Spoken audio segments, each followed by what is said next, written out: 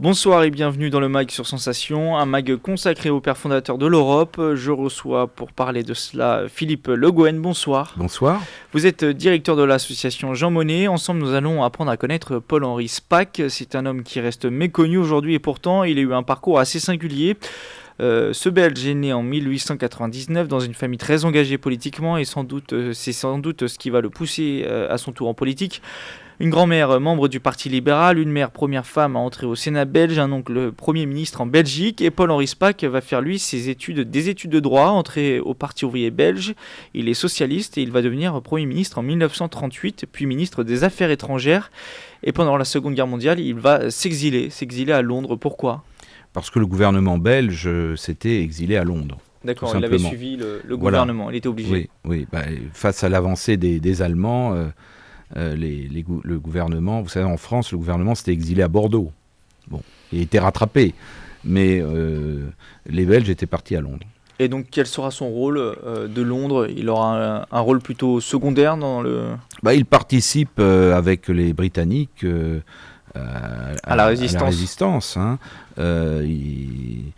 Et évidemment, avec des moyens limités, plus limités que les autres peut-être. Mais c'est un homme qui a été amené à côtoyer De Gaulle, côtoyer Jean Monnet, qui était aussi à Londres à l'époque, côtoyer Churchill, les plus grands. Voilà. Et donc ça lui servira évidemment beaucoup ensuite, une fois la guerre terminée. En 1945, il est nommé président de la première session de l'Assemblée générale des Nations unies. Et en 1956, il devient secrétaire général de l'OTAN, l'organisation du traité de l'Atlantique Nord. Pour lui, l'OTAN, c'était un rempart pour éviter que se reproduisent les guerres du passé. Oui, et surtout éviter une nouvelle guerre, c'est-à-dire qu'on était là dans les risques importants de ce qu'on a appelé la guerre froide, mais d'une troisième guerre mondiale avec l'Union soviétique, et puis là une guerre qui aurait été encore peut-être pire que les précédentes, puisque dotée des armes nucléaires. Donc l'OTAN, on rappelle ce que c'est l'alliance militaire de tous les alliés finalement. Oui, de l'organisation de l'Atlantique Nord, donc ce sont les alliés de l'Ouest, si vous voulez, contre le bloc de l'Est. Comment s'explique aujourd'hui l'ascension fulgurante de Paul-Henri Spaak, qui était plutôt quelqu'un de discret en politique ? On dit de lui qu'il était assez persuasif. Oui, Paul-Henri Spaak, c'était un homme très talentueux sur le plan diplomatique et sur le plan politique. Donc son ascension n'est pas, si vous voulez, spectaculaire sur le plan médiatique, mais il joue un rôle très important. Très tôt, il comprend que le projet des pères fondateurs de l'Europe, Monnet, Schuman, Adenauer en Allemagne, est un projet très important pour garantir la paix. Et il fait tout, il œuvre évidemment pour rejoindre ce projet-là. Il faut savoir qu'il a été aussi, après la guerre, à l'origine d'un projet aussi qu'on connaît mal en France, de rapprochement de trois pays, le Benelux, le Belgique, Luxembourg et Pays-Bas. Oui, c'est en 1944, il est à l'origine de ce projet. Donc juste après le retrait des troupes allemandes en 1944, tout de suite, il propose pour que les pays soient plus forts C'est ça l'objectif, justement. J'allais vous demander quelle était l'importance de cette union. Mais oui, parce que si vous supprimez déjà toutes les taxes d'importation, les taxes douanières entre les trois pays, vous voyez que c'était tous ces freins commerciaux ralentissaient énormément la croissance économique. Et donc ces pays étaient complètement dévastés par la guerre. C'était dans un objectif de reconstruction finalement.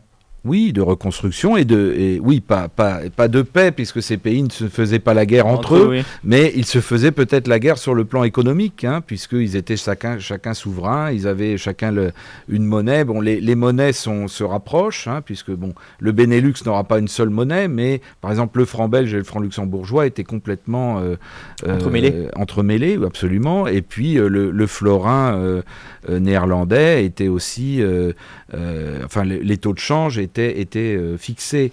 Donc c'est pour faciliter évidemment les échanges commerciaux que ce Benelux a été créé, mais ça a permis aussi de rapprocher aussi les peuples de ces trois pays-là. Et c'est une idée que finalement vont reprendre les pères fondateurs de l'Europe. Avec le marché commun. Avec le marché commun, absolument, une fois qu'on a créé la première communauté du charbon et de l'acier. Justement, en quoi ça consistait à l'époque le marché commun inspiré par Paul-Henri Spaak en 1955 ? Le fondement du marché commun, et Paul-Henri Spaak joue un rôle très important là-dedans aussi pour persuader les grands pays, en particulier la France et l'Allemagne, et même l'Italie, qui avaient encore des réticences à céder leur souveraineté, pour leur montrer que ça marche. Donc c'est la libre circulation des marchandises, des flux financiers et aussi des personnes. Là aussi on est à la genèse de l'Europe que l'on connaît aujourd'hui, finalement. Oui, c'est tout dans le traité de Rome de 1957, vous avez les bases, vraiment le socle fondamental de l'Union européenne telle qu'elle est aujourd'hui. Pour Paul-Henri Spaak, l'Europe c'était avant tout une entité économique. À la base c'est cela l'Europe surtout.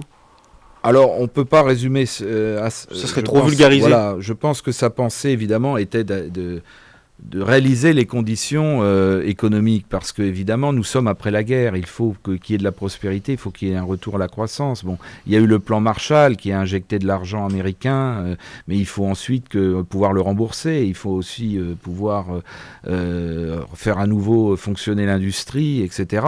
Donc, je dirais, l'urgence, elle est économique, mais il ne faut pas s'arrêter là. Et tous les pères fondateurs avaient en tête aussi de créer les conditions de la paix dans les esprits, et donc de rapprocher les Européens, d'intégrer les Européens dans un espace unique pour éviter les divisions et le retour des guerres. Le parcours de Paul-Henri Spaak jusqu'à sa mort en 1972, c'est un parcours uniquement consacré à l'Europe ? En grande partie, oui, parce qu'il continue à travailler avec Jean Monnet en particulier, dans son comité d'action pour les États-Unis d'Europe, où il joue un rôle très important. Ses talents de diplomate sont absolument essentiels pour mettre tout le monde autour de la table et arriver à un compromis. Vous savez, les Belges sont très forts pour cela.